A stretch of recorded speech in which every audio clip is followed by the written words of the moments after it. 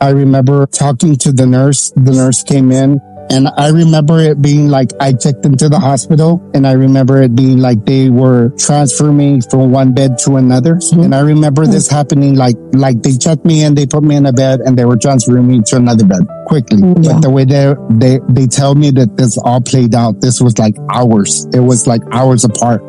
And I remember looking up at the nurse, and she was like in my face. And I just remember I was jerking, and I just looked at her, and I told her, I said, am I having a seizure? And she just looked at me, and she started screaming. And she's like, he's seizing. Wow.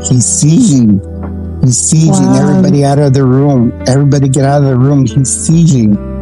And then after that moment, that was the last memory I had of that moment. So then 3 days. So then from that moment, they said that day around 2:30, the doctor came in, they checked me. They said that I had like a 1-inch span in my head, that I was getting oxygen to my brain. Everything else was covered.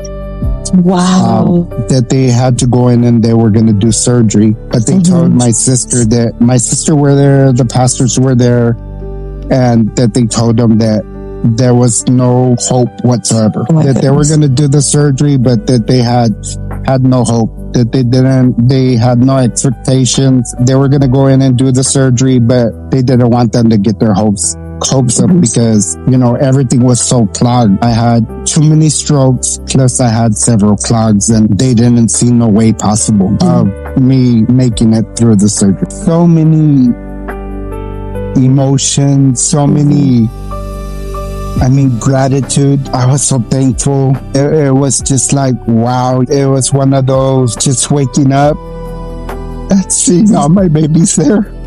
Yeah. And seeing them all praying,